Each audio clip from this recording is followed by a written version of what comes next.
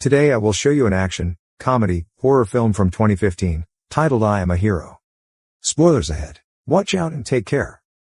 Hideo Suzuki, a manga artist assistant, is drawing with his coworkers in an office, listening to the news.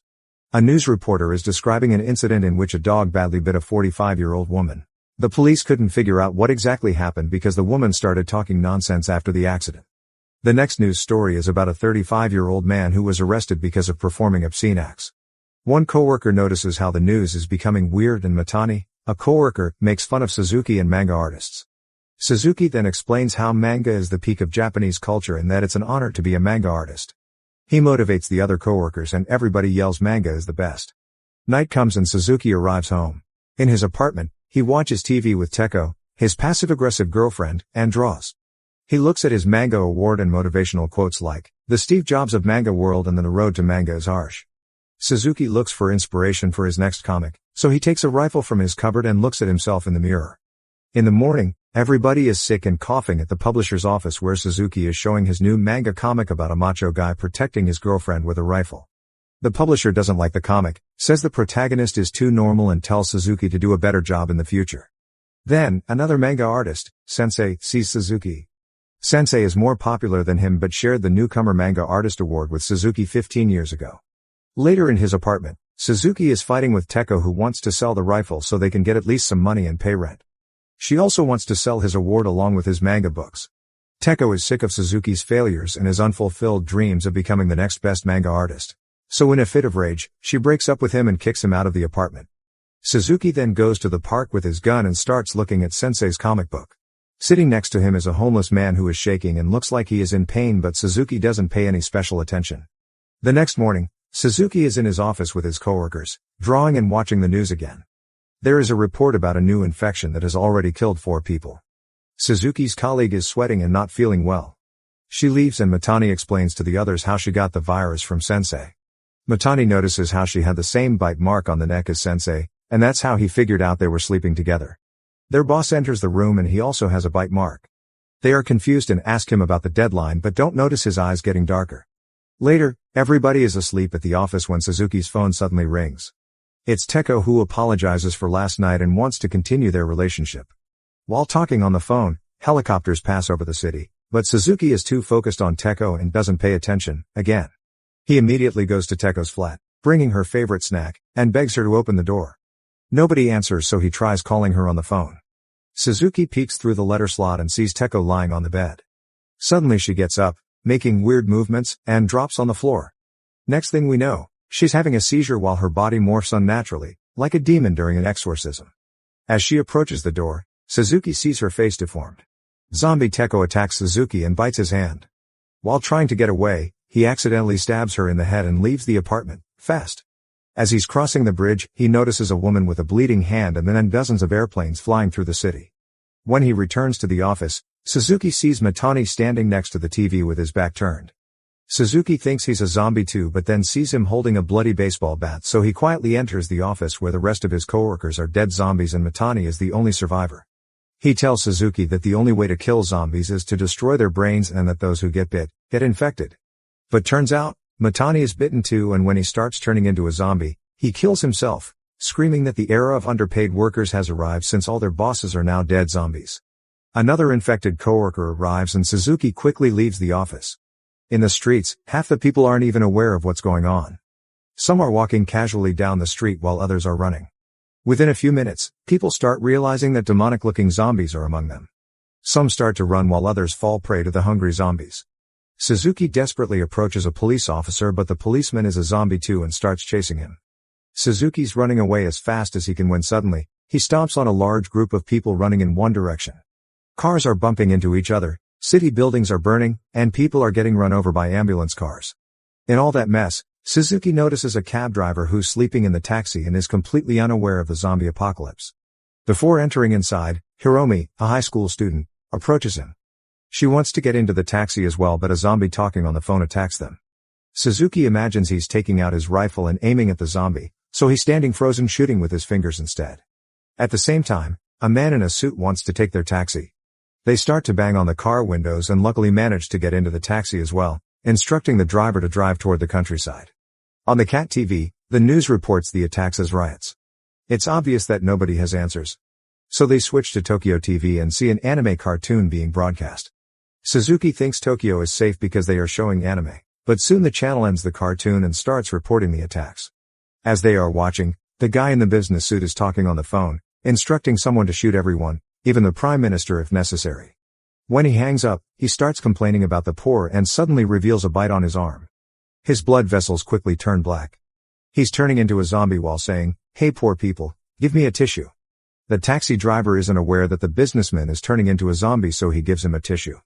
The new zombie then bites him and then complains about poor people's meat quality. The driver opens the car door and Suzuki manages to push out the zombie.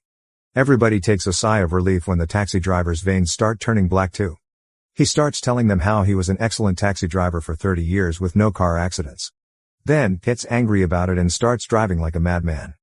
Hiromi goes to the back seat and it's lucky she does because the taxi driver soon starts attacking them. Suzuki and Hiromi put on their seatbelts because the car is going at a high speed. Soon, they crash into another car and start tumbling. When Suzuki wakes up, the car is turned over but Hiromi is alive. When they leave the car, they see how the entire road is blocked because of a massive car collision. All the cars are empty and there's nobody on the road, so Suzuki and Hiromi sit on the sidewalk and start browsing the internet to find out what's going on. They read how the virus's name is ZQN and how it corrupts the personalities and bodies of the infected, causing body disparities. They read a theory that the virus will die if you climb Mount Fuji when the phone's battery dies. Night comes and they find an abandoned house to sleep in. While they are eating the melon bread Suzuki bought for Teko, they start talking about Suzuki's riffle. He tells Hiromi he didn't use it because taking out a riffle in public is against the law. He sees it more as a protection charm. Hiromi then says she also has a protection charm, her earphones. They start listening to music and she opens up, telling Suzuki she feels safe with him.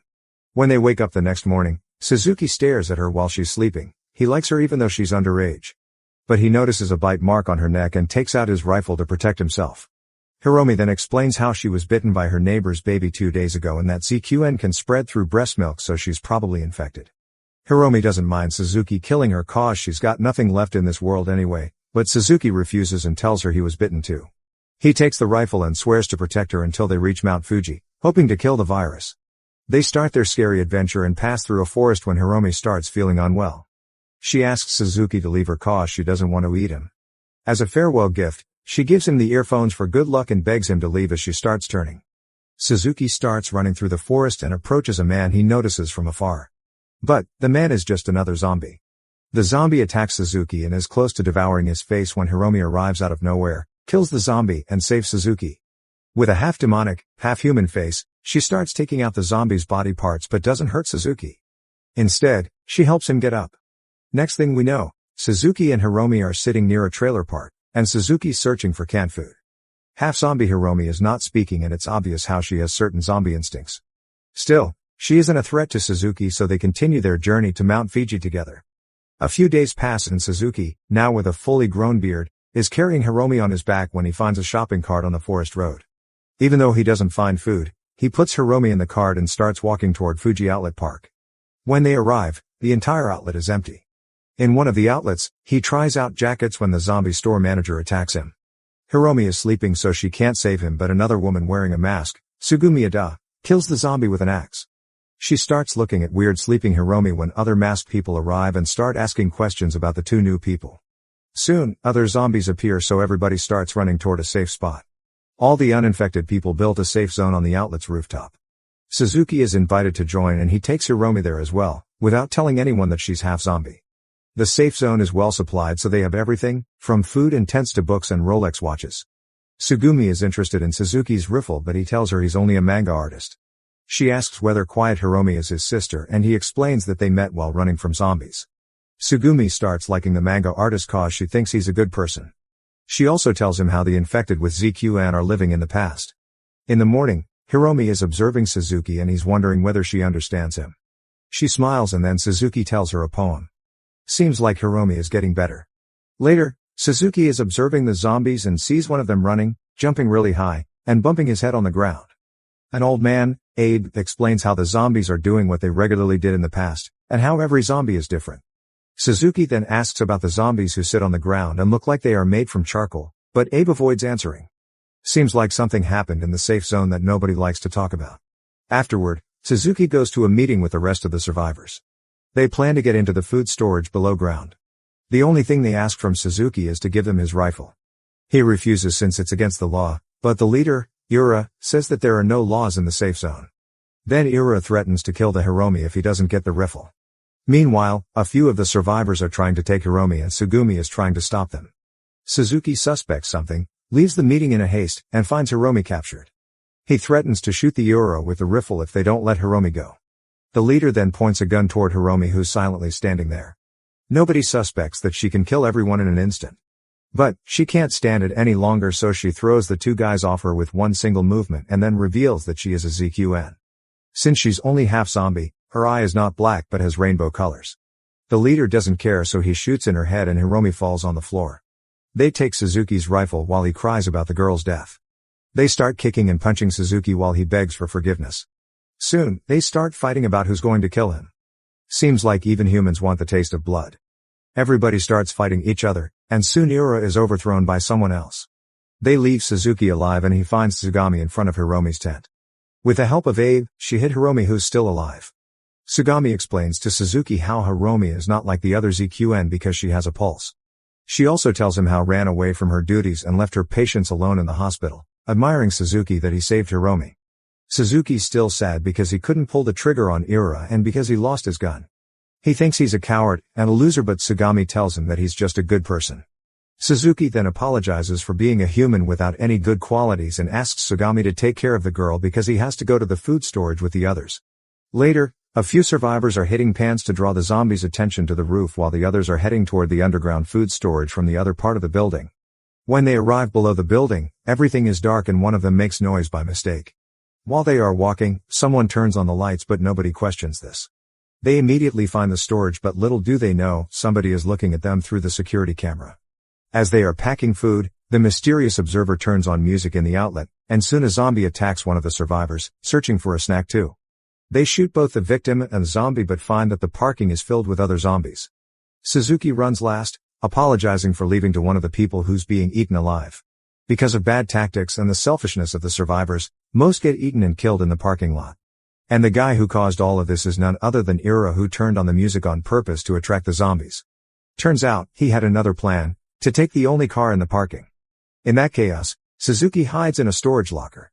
At the same time, the zombie who can jump high is stalking the roof, preparing for one big jump. He runs really fast and jumps as high as he can, landing right on a tent. One of the survivors soon notices the zombies starting at her and freezes. The zombie eats her and instantly attacks another woman, squashing her head with his bare hands. Ura is looking at security tapes and enters a passkey, allowing more zombies to enter inside. Suzuki is still hiding when he hears on a walkie-talkie that a zombie killed almost everyone on the rooftop. Tsugami is scared to death on the roof where she's hiding with Hiromi, so she desperately asks for help on the walkie-talkie. Nobody answers cause they are either hiding or being eaten. Suzuki is still hiding in the locker, going through scenarios in his head about escaping and killing the zombies which surround him, but in every hypothetical situation he ends up being killed. His fear and imagination are getting the better of him, so he decides to stay in the locker, but he hears Tsugami crying on the walkie-talkie, reminding him of Hiromi. He knows he must overcome his fear, so he starts yelling and gets out of the locker. Suzuki immediately gets attacked by a zombie that bites him. But luckily, he is wearing 10 Rolex watches on his wrist and the zombie doesn't infect him. Suzuki then takes the walkie-talkie and tells Tsugami he's on his way. But the two of them decide to meet at the parking lot and take one of the cars. As Suzuki is fighting zombies with his clever tactics like putting rice on the floor so the zombies slip, Tsugami is carrying Hiromi on her back going toward the parking lot. When she arrives, he finds Ura, who wants to make love with her and leave Suzuki behind. But Ura is also bitten, so he quickly turns into a zombie. Tsugami starts running with Hiromi on her back, but luckily Suzuki comes and saves them. He found the rifle and blows Ura's brains.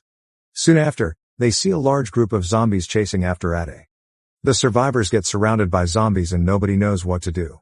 But Hiromi starts talking for the first time, telling Suzuki how feels okay when she's with him. He then gets motivated and starts shooting as much zombies as he can. In the end, only Suzuki, Hiromi, and Tsugami survive. They manage to kill all the zombies except the athlete zombie who jumped on the roof. There's only one bullet left, but Suzuki manages to shoot the zombie in the head. Since the zombie's head is already squashed, he doesn't get affected by the bullet. Instead, he goes right towards Tsugami and Hiromi. But the hero doesn't give up, so uses the rifle like a bat and as time destroys the zombie's brain for good. The three leave the outlet, surrounded by a river of dead zombies. In the car, Tsugami lights up a cigarette and turns on music while Suzuki is wondering whether he'll turn into a zombie himself. And after all that, still doesn't think he's a hero.